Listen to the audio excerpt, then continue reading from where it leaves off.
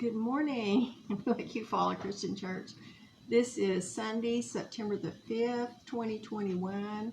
It is Memorial Day. No, it isn't. It's Labor Day.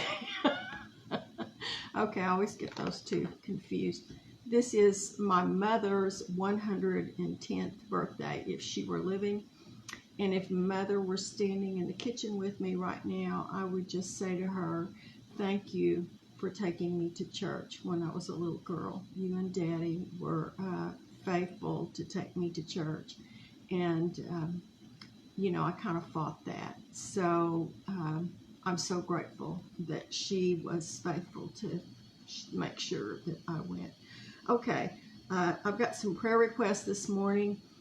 First one is for Chris, and Chris did get to see a specialist, and he got a cast on his thumb, and it goes up nearly to his elbow, and he said it was pink in honor of breast cancer, and he's thinking about those that we love that are fighting that right now. And speaking of that, that's Ramona, who has surgery on the 8th, and Lisa Rhodey Bush, who is now taking treatments. And so please remember those people in your prayers. Also, please remember Jeff and Carrie Dew's daughter, Lydia, who's going through some issues right now and going to have some tests, and there's a possibility of surgery down the road. And I just ask you to pray that it's not as bad as maybe it appears right now, that a second opinion is better. And just thank you for the prayers for her. Also, while Roger and I were staying over at the farm, we got some new neighbors across the street, and I'm ashamed to say I've not been over to meet them. But it's Leroy Lane out at Stidham. It's his daughter, Delina, and her husband, Kenneth. Kenneth passed away yesterday with COVID, and I think they have 2 little girls. I just ask you to pray for that family. And I'm so sorry for what they're going through right now. And I know everybody's just about as sick of COVID as I am. And it seems like here it comes again. Okay, let's talk about the lesson this morning. We are still in Matthew 22. And today we're going to talk about Matthew 22, 23 through 33. And this is going to be the discussion of the resurrection. And if you recall, we were talking last week about, the Pharisees and the Sadducees and the Herodians are trying to trap Jesus so that they can arrest him. They're trying to find something to arrest him for. This is the final week of his life. He is in Jerusalem. He is being just followed around and questioned on everything they can think of in order to make him look like that that he's not the Messiah, that he doesn't deserve to be talking about the things that he's discussing. And so first of all, let's read the scripture. And I just saw Claudia Coulter. Good morning, Claudia. I'm happy to see you. She's waving at me. Okay. That same day, Jesus was approached by some Sadducees, religious leaders who say there is no resurrection from the dead. And they pose this question. Now, I've talked about the Pharisees numerous times. The Pharisees were radical, legalistic Jewish leaders, and they hated the Pharisees. The Pharisees didn't believe in the resurrection. They didn't believe in ghosts. They didn't believe in angels. They didn't believe in anything that was supernatural. They only believed in the first 5 books of the Bible, which is the Pentateuch, which is the books that Moses wrote. That's the only ones that they would accept as being truly scripture. So they're totally different from the Pharisees. And so now that the Pharisees have approached Jesus and they've really tried to catch him up, now we have the Sadducees who are trying to approach Jesus, and they're going to try to catch him up on a question about resurrection, which I just mentioned. They do not believe in resurrection. Okay, so here's what they say in verse 24. Teacher, Moses said if a man dies without children, his brother should marry the widow and have a child who will carry on the brother's name. Now, that is absolutely in the Old Testament. It's a Levirate law, and it's if you go back and you read the book of Ruth, and you read about Ruth and Boaz, you're going to realize that they absolutely did practice that. And so if a man dies, he's married, doesn't have any children though, then his brother needs to marry the widow so that the first child that they have together will be the dead brother's child. You see what I'm saying? And that way his name lives on, even though it's the child of the brother. Okay, well, they say that they're proposing something to catch Jesus up once again. Suppose there were 7 brothers, and the oldest one married, and then he died without children, so his brother married the widow. But the second brother also died, and the third. And it continued with all 7 brothers. Last of all, the woman died, you think, after 7 brothers? So tell us, whose wife will she be in the resurrection? Of course, they don't believe in the resurrection, but they're saying, okay, she's been married 7 times, and you think there's a resurrection. So whose wife do you think that she's going to be in the resurrection? Because they all were married to her. Okay, let's go on. Let's read verse 29.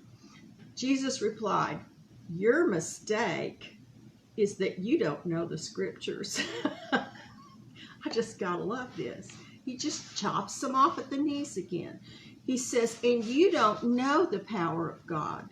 Verse 30, and when the dead rise, and there he's saying, the dead will rise. When the dead rise, they will neither marry nor be given in marriage. In this respect, they will be like the angels in heaven. Now, let's talk about a couple of things right there before we go on. Okay, so when we rise from the dead, we're not going to be married and we're not going to be given in marriage because there's no need in heaven to procreate. Do you see what it's talking about? But in the aspect of being like the angels in heaven, that means you live forever. The angels are living forever, and we will live forever because we'll no longer be mortal. We will be immortal once we rise from the dead. So in that respect, we'll be like the angels. Now, I want to point something else out to you that is often very much misinterpreted. The angels are created beings. They are created as they are, and that is, they were created as angels. Now, guys, there's a lot of times that people say, okay, now someone passed and now they're an angel. That's not true. The angels are angels. They're a different creation than we are. So people don't turn into angels, but we definitely are spiritual. We definitely are immortal. We definitely live on in heaven. And, until Christ comes again, we live on in paradise. But, the thing is, we don't turn into angels. Angels are already angels. And so, verse 31. So now, as to whether there will be a resurrection of the dead, haven't you ever read about this in Scripture? Long after Abraham, Isaac, and Jacob had died, God said, and I am the God of Abraham, the God of Isaac, and the God of Jacob. So he is the God of the living, not of the dead. Now let's talk about that just a minute. It says, long after Abraham, Isaac, and Jacob had died, God said, I'm the God. He didn't say, I was the God. He said, I am the God of Abraham. I am the God of Isaac, and I am the God of Jacob.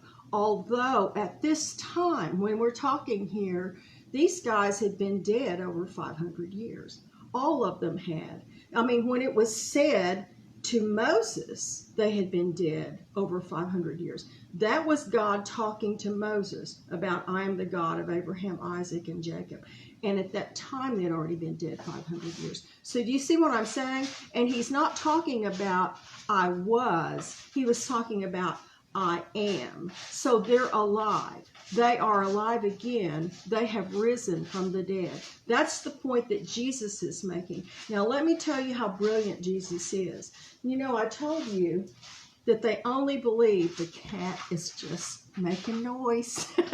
They only believe, the Sadducees only believe in the first 5 books of the Old Testament, the Pentateuch, the books of law, the law of Moses. That's the only thing that they believe in. So what does Jesus do?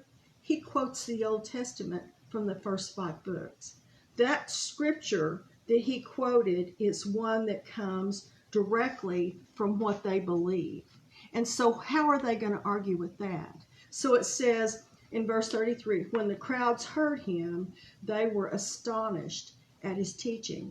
And this is because it didn't matter how legalistic, it didn't matter what in the world that the Pharisees have studied and followed, they were not able to come up with a conversation or an argument with the Sadducees that would satisfy them, because their arguments were coming from other parts of the Old Testament, and the Sadducees only believe in the first 5 books. Jesus nailed it right there in front of them. It came from the first 5 books. Why would God say, I am the God of Abraham, Isaac, and Jacob, if they were not living at that time? Okay. Now, the Sadducees, let's talk about them just a minute, because I'm about out of time, and I'm going to go into this in depth in Sunday school, but I see I've got the Banfields, I've got Bryn. Good morning, beautiful Bryn. And I've got some people on that are listening, and I just want to clarify some things before I finish up. And that is, the Sadducees were not a big group of people, but they were a very wealthy group of people, and they were a very political group of people. They were aristocratic, and they were the governing class. And at that time, the chief priests were Sadducees. And in politics, they cooperated with the Romans in order to retain all the privileges that they wanted during that time. And so they could be in power. They cooperated with the Romans because, of course, the Jews were under Roman rule. They thought a lot, and they were open thinkers like the Greeks. The Greeks had many, many gods, but the Sadducees didn't. They're still Jews, but they only believe in the 5 books of the Bible. In Jewish belief, they only regarded the first 5 books as binding books, and they denied life after death. The Pharisees thought that life after death was paramount because they insisted that anyone who had denied the resurrection was shut out from God.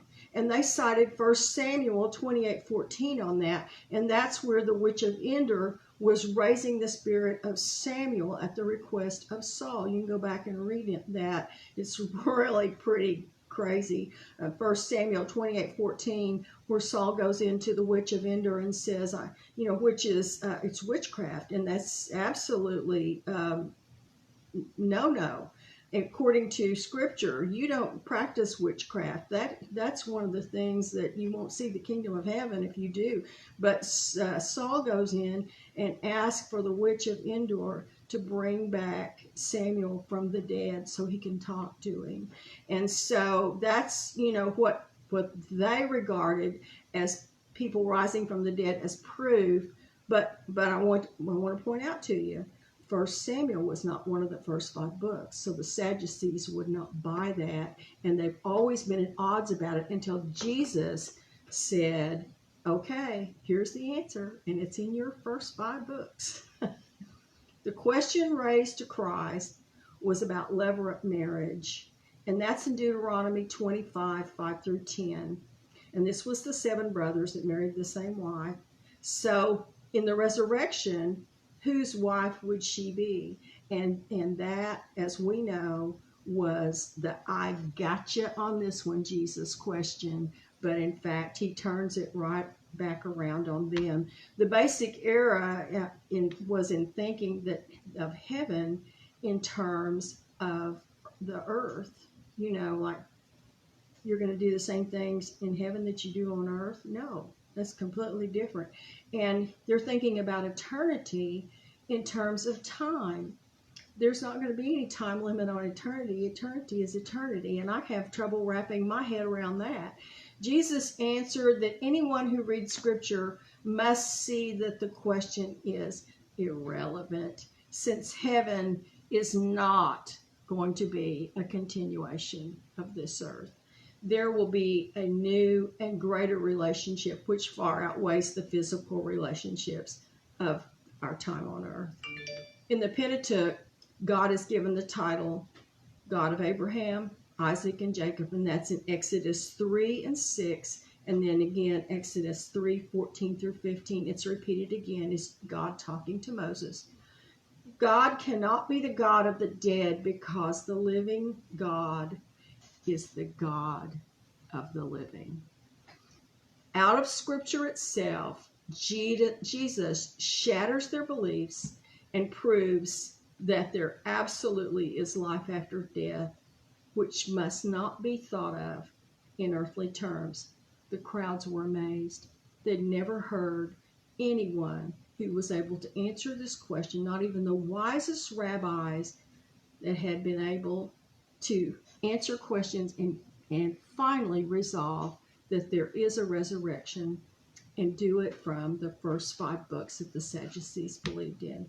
And guys, even after Jesus did this, remember, this is probably about Tuesday, and he's going to die on Friday because they're going to kill him.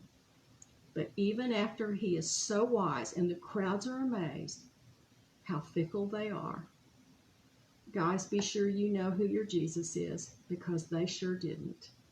And I hope I see you today in Sunday school at Lake Eufaula Christian Church.